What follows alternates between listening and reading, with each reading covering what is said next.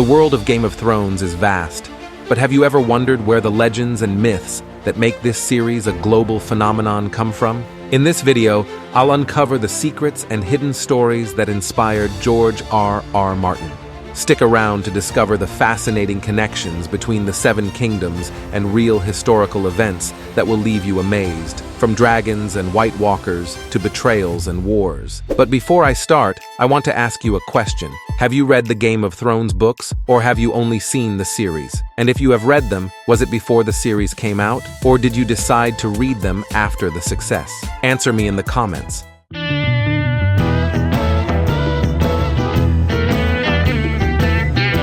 Every world, every culture has its myths, has its legends, has its heroes. I suspect everybody in this room, even if you haven't read the books or something, knows who Robin Hood was, or a little about him, or King Arthur. Let's start with dragons. These creatures weren't just pulled out of thin air. Dragons have a rich history in various mythologies around the world. In European mythology, especially British, dragons are powerful, often evil creatures that heroes must defeat. Take, for example, the dragon of St. George. However, in other cultures, like Chinese mythology, dragons are symbols of power and good fortune. George R.R. Martin took these elements and blended them to create his own dragons that, while terrifying, are also majestic and essential to the Targaryens. Speaking of the Targaryens, arguably the most inbred family in history, they often married siblings and close relatives to maintain a stronger bond with their dragons. This practice has an interesting historical inspiration. The Targaryens might be inspired by the Ptolemies of Egypt. Like the Targaryens, the Ptolemies were known for intermarrying to keep their bloodline pure. Cleopatra, the most famous of the Ptolemies, was the product of generations of incest, just like Daenerys and her family. I think there's a lot of classical, ancient history that's been put into that character as well. So there's a little bit of Alexander the Great, who was a king who conquered huge swathes of territory and took lots of different peoples along with him. But I think there's a lot of Cleopatra in there as well. A very, very strong female character who is in some senses always struggling with the consequences and the obligations of power.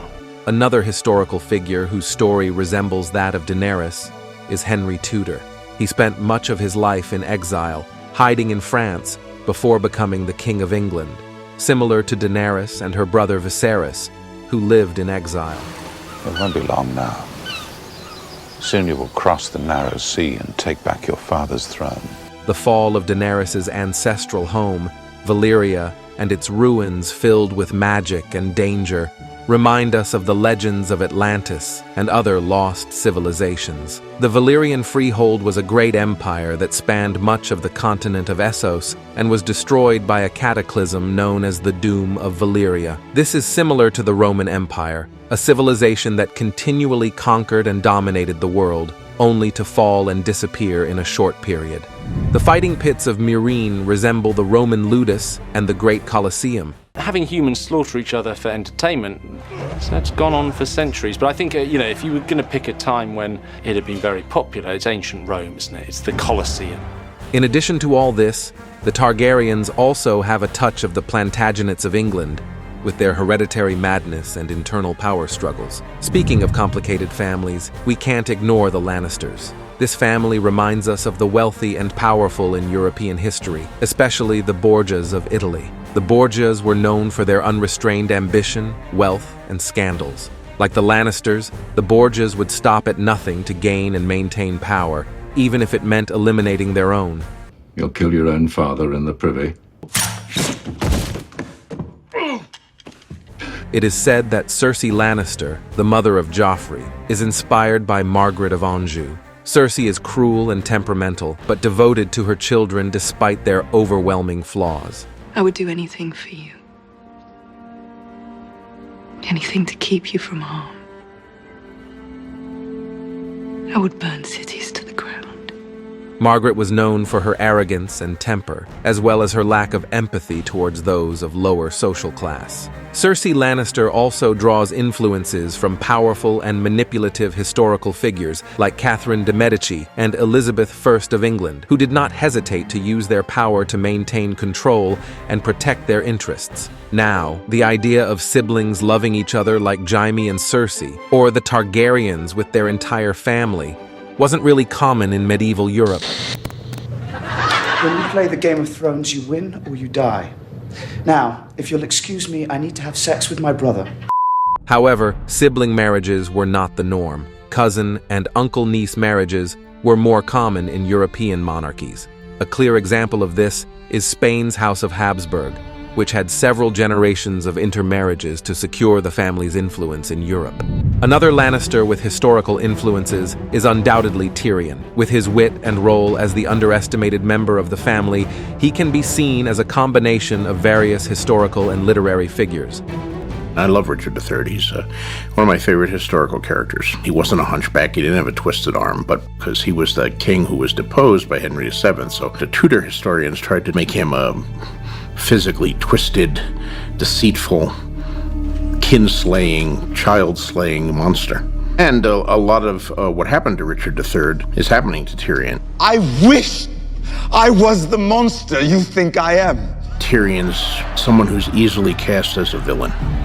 The dwarf, hated by the gods, so they twist his body into unfortunate shapes. This is a clear sign of the evil inside him. This was how the medieval mindset worked. We can also find historical parallels with the Lannisters during the Wars of the Roses, a civil war that intermittently pitted members and supporters of the House of Lancaster against those of the House of York between 1455 and 1487. In fact, if you look at the names Lancaster and Lannister, they are very similar. The House of York resembles the House Stark, but if we compare the story of Ned Stark with Richard, Duke of York, they aren't very similar. However, Ned's story reminds me more of Lord William Hastings. Hastings was a great friend of King Edward IV, who would be Robert Baratheon. They had a good relationship and a strong friendship, much like the characters in Game of Thrones. Hastings served the king as Lord Chamberlain, akin to the Hand of the King in the series. After Edward IV's death, the widow queen appointed family members to key positions and hastened the coronation of her young son Edward V as king, bypassing Richard, whom the late king had named Lord Protector. Both Hastings and Ned Stark tried to do the right thing, and it cost them their heads. The map of Westeros also shows similarities to Great Britain and Western Europe in shape, climate, and cultures. The overall shape of Westeros is similar to a vertically elongated Great Britain. Additionally, some regions have parallels with parts of Europe. For example, the south, like Dorne, has elements reminiscent of the Iberian Peninsula, while the north has similarities to Scotland, a region where, in both the books and real history, there was a giant wall.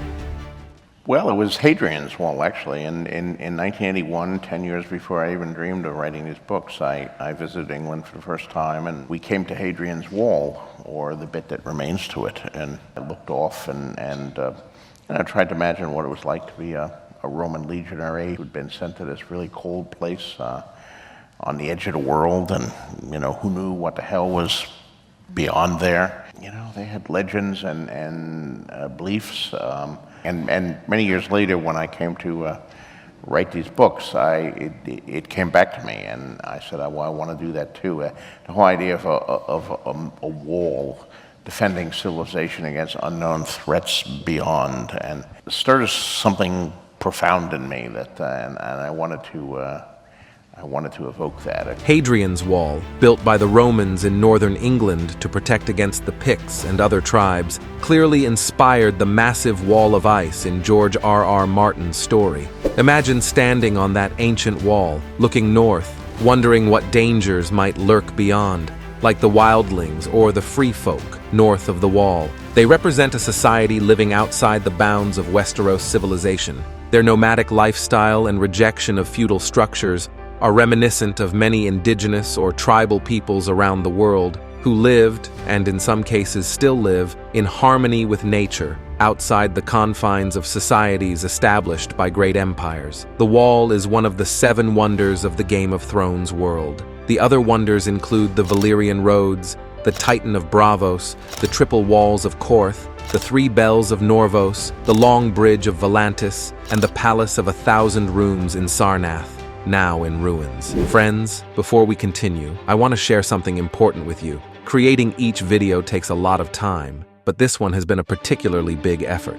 I've invested countless hours analyzing interviews and piecing together every detail to bring you the best content possible. So today, I'm asking for a small favor that would mean a lot to me. If you enjoy this video, please take just 30 seconds to subscribe to the channel, give it a like, and leave a comment.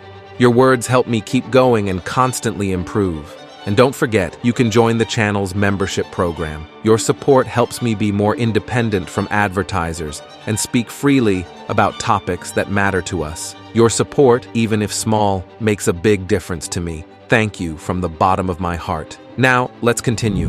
Moving on to the Night's Watch, the Defenders of the Wall, there's clear inspiration from medieval monastic and military orders, like the Knights Templar and the Hospitallers. These orders were known for their celibacy, their lives dedicated to defending certain ideals, and their missions in distant and dangerous lands. The Night's Watch, with their vow of celibacy and their defense of the Wall against the dangers of the North, is a fantastical version of these orders.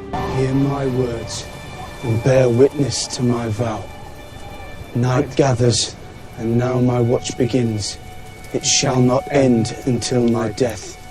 I shall take no wife, hold no lands, father no children. I shall wear no crowns and win no glory. I shall live and die at my post. The White Walkers are another intriguing piece of the mythological puzzle. These undead beings have parallels with the Draugr of Norse mythology, who are reanimated corpses with supernatural powers.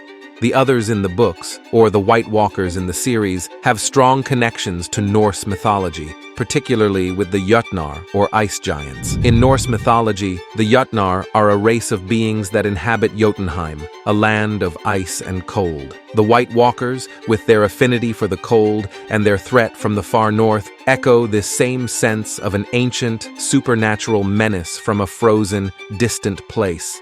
Additionally, the concept of an endless winter and the creatures that come with it can be rooted in the Fimbul winter, the terrible winter that precedes Ragnarok in Norse mythology. Martin has acknowledged that Norse mythology has been a significant influence on the creation of the others. He has also expressed his fascination with winter and darkness, both in literary and symbolic terms. In his works, winter represents a constant threat and a time of danger, reflected in the others and their association with cold and darkness. Regarding the wildlings, Martin has mentioned that historical and mythological accounts of barbarian invasions and the fear of outsiders have influenced his work.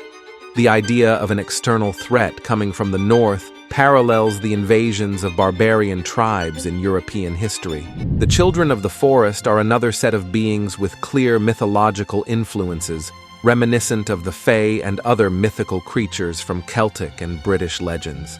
The stories of the Fae, which include elves, fairies, and other magical entities, influence the creation of the Children of the Forest, who also have a deep connection to nature and ancient magic. Martin drew inspiration from Celtic and Norse mythologies, rich with fairies, sprites, and nature spirits. The Children of the Forest parallel the elves and sprites from these mythologies and share traits with Tolkien's elves, particularly their longevity, bond with nature, and role as guardians of ancient magical knowledge. Additionally, Martin has mentioned that British folklore, with its legends of woodland creatures and spirits, and the indigenous cultures of North America, with their profound respect and connection to nature, also influenced his conception of the Children of the Forest. Originally, Westeros was the domain of various non-human races, the Children of the Forest, and they worshipped the old gods, the gods of the trees, the gods of the rocks and stones, of the mountains, of the streams, who had no names. There were no churches or temples, and there was no priesthood, and the symbol of them was the weirwood trees, these white trees with red leaves and red sap, so when you cut them with a knife, they would seem to bleed. They became the center of the religion of the old gods. Giants are also considered original inhabitants of Westeros, coexisting with the children of the forest. The first men arrived about 12,000 years ago, crossing the arm of Dorne when it was still connected to Essos. They adopted the worship of the old gods after making peace with the children of the forest. They introduced agriculture, metallurgy, and established the first human kingdoms in Westeros. The Andals arrived around 6,000 years ago, crossing the narrow sea and landing in the Vale of Arryn. They brought the faith in the seven gods: the father, the mother, the warrior, the maiden, the smith, the crone, and the stranger. The entire religion is built around the symbology of seven. The symbol of it is the seven-pointed star. 7 blessings on you, your grace. The seven gods are seen to be 7 facets of the one god. They introduced chivalry, steel armor, and consolidated the faith of the seven across most of the continent. May the seven guide her and protect her on her journey. May the mother give her health. May the crone give her wisdom. The Rhoynar arrived about 1,000 years ago, led by Princess Nymeria, crossing the narrow sea after being defeated by the Valyrian Empire. They brought their faith in the goddess Rhoyne, a personification of the great river Rhoyne, and partially adopted the faith of the Seven upon settling in Dorne. They merged their customs with those of the Dornish, creating a unique culture in Dorne. The Valyrians arrived approximately 300 years ago with Aegon the Conqueror and his sisters. They brought the faith in the gods of Valyria, although this religion did not become popular in Westeros. What's dead may never die. Dead may never die. The Ironborn, the timeline of their arrival is not clearly defined, but it is known that they have an ancient maritime culture. They are known for their skills as sailors and raiders. Their god lives under the sea, and they believe that's where their heaven is. They don't fear dying at sea at all, and they don't fear drowning. When they drown, they will be taken down to the halls of the drowned god under the sea, where mermaids will wait on them, and they will feast and frolic for all time. House Greyjoy and the Iron Islands are inspired by the Vikings and their raids. The inhabitants of the Iron Islands, with their love for the sea and violent raids, reflect the practices and beliefs of the Vikings, known for their raids, plundering, naval skills, and warrior culture. The drowned god has influences from ancient maritime and pagan deities. In Viking cultures, there was great reverence for sea gods, given their dependence on the ocean. The ritual of drowning and resurrection recalls ancient pagan rituals where death and rebirth symbolized power and renewal. For the night is dark and full of terrors. Now let's move on to the faith of the Lord of Light. In Game of Thrones, all religions coexist much like they did during the Roman Empire. Personally, the Lord of Light reminds me a bit of Christianity. People transitioned from worshiping multiple gods to believing in just one. Other religions were no longer permitted, and any other faith was seen as an affront or heresy. There's only one true God, and that's the Lord of Light. So all these other gods that the people of Westeros are worshiping, the drowned god on the Iron Islands, the seven, the old gods, they're demons.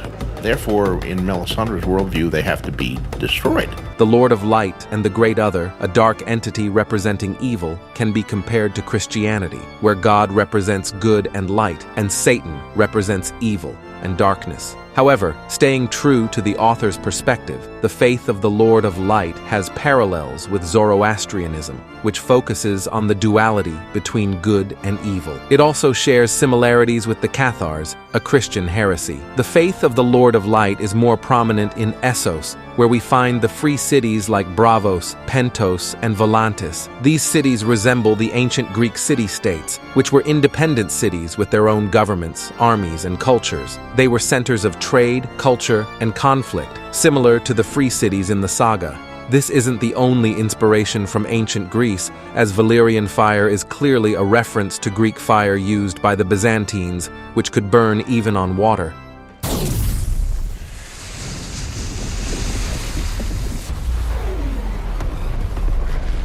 Other fascinating characters are the Unsullied of Astapor. Well, the Unsullied are loosely based on some of the slave soldiers of history, the Memluks of Egypt, the Janissaries of the Turkish Empire.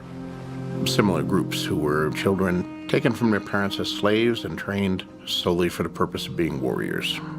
The Dothraki are clearly inspired by the Mongol hordes led by Genghis Khan, the Huns, and Amerindian tribes. Their nomadic lifestyle, equestrian skills, and power structure based on strength and loyalty to the leader directly reflect the warrior societies of the Asian steppes. So the Dothraki were a combination of a number of influences from the horse tribes of the Eurasian steppes. Certainly there's a lot of the Mongols in them, but they're not purely the Mongols. I added, there's also material about the Huns. There's some material there that I took from Amerindian tribes, such as the Sioux and the Cheyenne, the horse tribes of the Great American Prairies. A certain amount that's pure fantasy, where you have a little fun. You mix all this stuff together, you come up with your thing, and then you add a few fantasy twists on it, because this is, after all, a fantasy series. On the other hand, the faceless men of Braavos resemble historical assassins like the Hashashin, a sect of assassins in medieval Middle Eastern history. This secret order used assassination and stealth to influence the politics and power of the region, similar to how the faceless men operate in Game of Thrones. It's important to note that the books and the TV series are very different, and authors often face challenges in adapting their work for movies or series. You can go to negotiations and say, well, yes, thank you for, paying me $8 million, but I would like creative control as well. And they will say, how about $10 million? They would rather give millions of dollars than any creative control. If the adaptation of a book can lose part of its essence, imagine how things were with mythology, stories, and legends passed down orally. That's why, when we talk about mythology, we have to remember that there can be dozens of variants for the same story, even if they share the same origin. If you love mythology and want to learn about some creatures and gods you never imagined existed, I invite you to subscribe and check out the channel. For those who want to support me even more, don't forget about the channel membership feature. See you in the next video.